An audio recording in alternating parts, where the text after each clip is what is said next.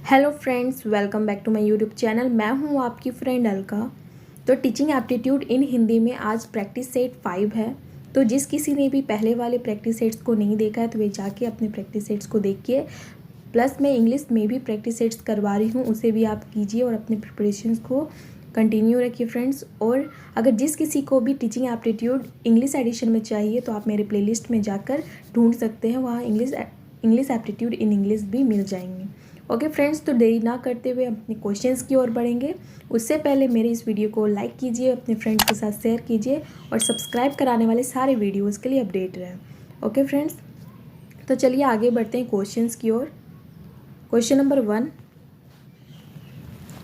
कक्षा में छात्र छात्राओं का ध्यान विकसित करने के लिए आप ऑप्शंस छात्र छात्राओं में जिज्ञासा का विकास करेंगे, बच्चों को कहानियाँ सुनाएंगे, भाषण ठीक प्रकार से तैयार करेंगे और कक्षा में जोर से बोलेंगे।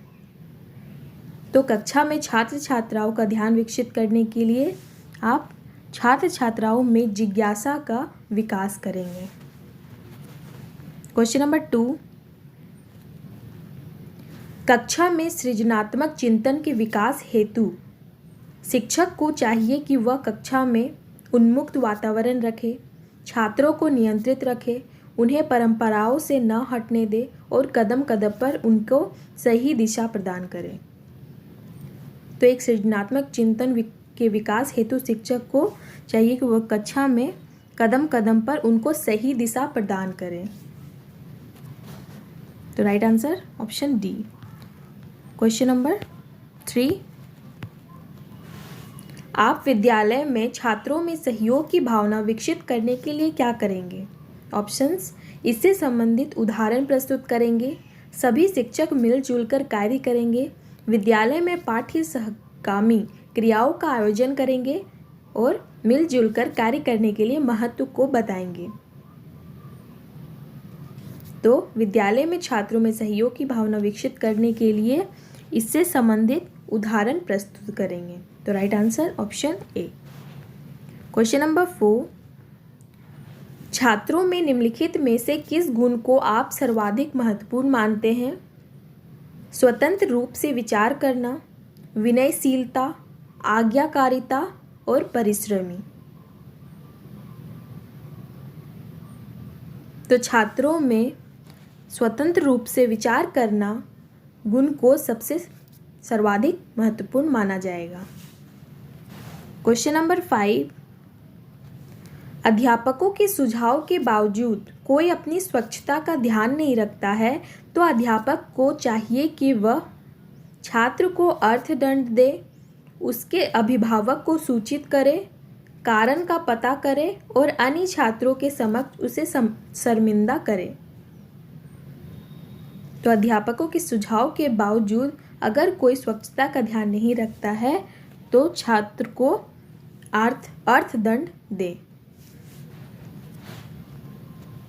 क्वेश्चन नंबर 6, जो छात्र कक्षा में निरंतर प्रश्न पूछते रहते हैं उन्हें ऑप्शंस दंडित किया जाना चाहिए, उन्हें कक्षा के वाद विवादों में भाग लेने के लिए प्रोत्साहित किया जाना चाहिए, उन्हें लगातार प्रश्न पूछने के लिए प्रोत्साहित किया जाना चाहिए और प्रश्नों का उत्तर स्वयं ढूंढने के लिए प्रोत्साहित किया जाना चाहिए। तो जो छात्र कक्षा में निरंतर प्रश्न पूछते रहते हैं उन्हें लगातार प्रश्न पूछने के लिए प्रोत्साहित किया जाना चाहिए, उनसे इंस्पायर किया जाना चाहिए। क्वेश्चन नंबर 7, शिक्षक छात्र के लिए ऑप्शंस पिता की स्थिति में होता है, मित्र व हितैषी की स्थिति में होता है, माता की स्थिति में होता है और ये सभी। तो शिक्षक छात्र के लिए मित्र और हितैषी की स्थिति में होता है। तो right answer option B. Question number 8, छात्रों को अपनी मातृभाषा के ज्ञान में वृद्धि हेतु क्या सुझाव संभव है? ऑप्शंस, घर तथा विद्यालय में मातृभाषा का ही प्रयोग करें, केवल मातृभाषा की पुस्तकों का प्रयोग करें, मातृभाषा के प्रयोग के बीच बीच में अन्य भाषाओं का प्रयोग ना करें और उपरोक्त सभी सुझाव आवश्यक है। तो छात्रों को अपनी मातृभाषा के ज्ञान में वृद्धि हेतु भाषा के मातृभाषा के प्रयोग के बीच बीच में अन्य भाषाओं का उपयोग ना करें। ठीक है, जो हम भाषा बोल रहे हैं ये मातृभाषा हिंदी होती है, तो हिंदी के बीच में हम अन्य भाषाओं का उपयोग ना करें, उसी से हमारे मातृभाषा में वृद्धि होती है। क्वेश्चन नंबर 9, शिक्षक का वह गुण जो उसे अन्य व्यवसायियों से अलग करता है वह है कर्मठता, भाषण देने में निपुणता, अध्ययनशीलता और ये सभी। तो शिक्षक का वह कौन सा गुण है? तो वह है कर्मठता। क्वेश्चन नंबर 10, किसी भी प्रभावी संचार प्रणाली में प्रतिपुष्टि का प्रयोग किया जाता है। ऑप्शंस, विषय वस्तु को और गहराइयों से जानने के लिए, ग्राहक के दोषों का पता लगाने के लिए, प्रेषण के दोषों का पता लगाने के लिए और प्रक्रिया में आवश्यक संशोधन करने के लिए। तो किसी भी प्रभावी संचार प्रणाली में प्रतिपुष्टि का प्रयोग किया जाता है विषय वस्तु को और गहराई से जानने के लिए। तो right answer option A. Question number 11, छात्रों में बड़ों के प्रति आदर की भावना के विकास के लिए। ऑप्शंस, कक्षा में उपयुक्त उदाहरण देना चाहिए, अभिभावकों को यह जिम्मेदारी स्वीकार करनी चाहिए, आदर भाव के महत्व को बताना चाहिए और शिक्षक को स्वयं अपने से बड़ों के प्रति आदर प्रदर्शित करना चाहिए। तो छात्रों में बड़ों के प्रति आदर की भावना के विकास के लिए कक्षा में उपयुक्त उदाहरण देना चाहिए। तो right answer option A. Question number 12, भाषा विकास में सहयोग करने का कौन सा तरीका गलत है? ऑप्शंस आर, बच्चे को बिना टोके प्रकरण पर बात करना, उसकी अपनी भाषा के प्रयोग को अमान्य करना, उसके प्रयोगों के समर्थन और भाषा के प्रयोग को अवसर उपलब्ध कराना। तो भाषा विकास में सहयोग करने का कौन सा तरीका गलत है? तो उनकी अपनी भाषा के प्रयोग को अमान्य करना। ठीक है। क्वेश्चन नंबर 13, कक्षा में शांत वातावरण तभी रह सकता है जब। ऑप्शंस आर, कठोर अनुशासन हो, अध्यापक और छात्रों में परस्पर सहयोग हो, केवल छात्रों का सहयोग हो और मनोरंजक कहानियां सुनाई जाए। तो कक्षा में शांत वातावरण तभी रह सकता है जब अध्यापक और छात्रों में परस्पर सहयोग हो। तो right answer option B. Question number 14, आपके विचार में विद्यालय में छात्रों के शैक्षिक भ्रमण का प्रबंध करना आवश्यक होता है क्योंकि इससे। ऑप्शंस आर, अभिभावक प्रसन्न होते हैं, छात्रों को कुछ दिनों विद्यालय नहीं आना पड़ता, अध्यापक कुछ दिनों तक कक्षा शिक्षण से मुक्त रहते हैं और छात्रों को प्रत्यक्ष संपर्क से ज्ञान प्राप्त करने का अवसर मिलता है।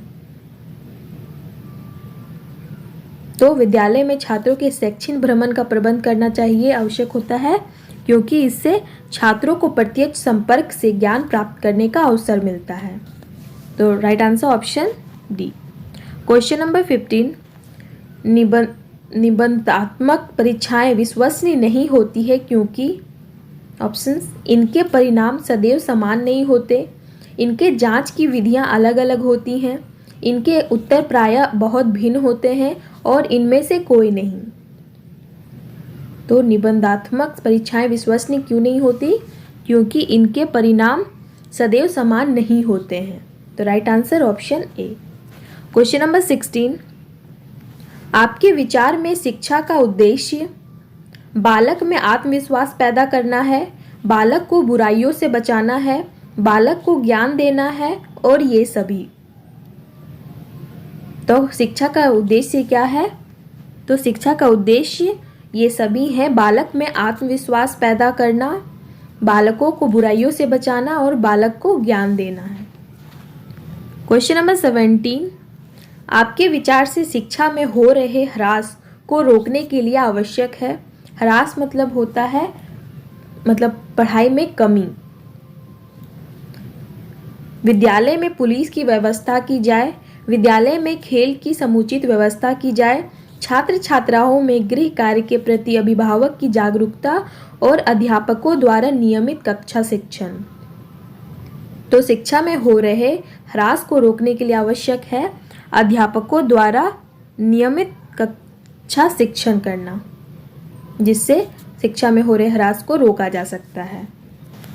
क्वेश्चन नंबर 18, भाषा विकास के लिए प्रारंभिक बचपन डैश काल है, कम महत्वपूर्ण, अहम, अमहत्वपूर्ण, अति संवेदनशील और निरपेक्ष। तो भाषा विकास के लिए प्रारंभिक बचपन अति संवेदनशील काल है। ओके, तो right answer option C. Question number 19, शिक्षा के स्वरूप के संबंध में आपका क्या विचार है? शिक्षा सभी को मिलनी चाहिए।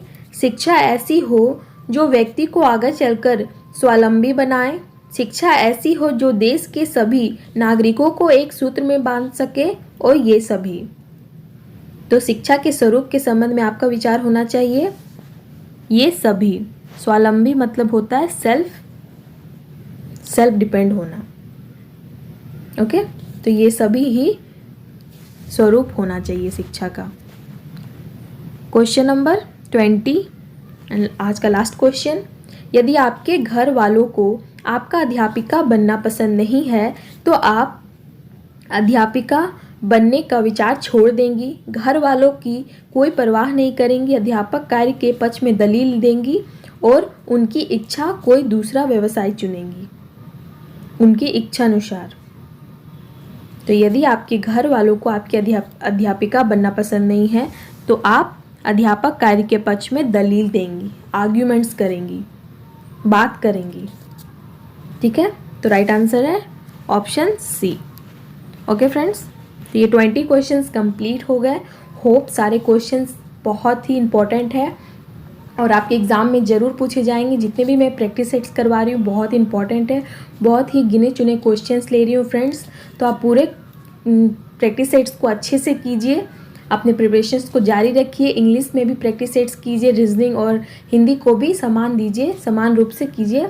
हाँ, हिंदी और इंग्लिश में थोड़े से कम आप प्रिपेयर कर सकते हैं, क्योंकि हिंदी और इंग्लिश 15-15 मार्क्स के होते हैं, वो कम होते हैं, तो उन पे कम, लेकिन हाँ करना ज़रूरी है। तो उनकी भी प्रैक्टिस सेट्स जारी रखिए। तो फिर अगर आपको कोई भी टॉपिक में क्वेश्चंस चाहिए या प्रैक्टिस सेट्स चाहिए तो आप मुझसे कमेंट बॉक्स में लिख सकते हैं। ओके फ्रेंड्स, तो फिर अगली वीडियो में और सारे इंपॉर्टेंट क्वेश्चंस के साथ मिलेंगे। तो इसी तरह मेरे साथ बने रहिए एंड कीप सपोर्टिंग। और अगर आपको मेरी यह वीडियो अच्छी लगे तो प्लीज़ लाइक और शेयर कीजिए और सब्सक्राइब कराने वाले सारे वीडियोज़ के लिए अपडेट रहें। ओके फ्रेंड्स, तो आप अपना ख्याल रखिए, अपने पेरेंट्स का ख्याल रखिए। Thank you.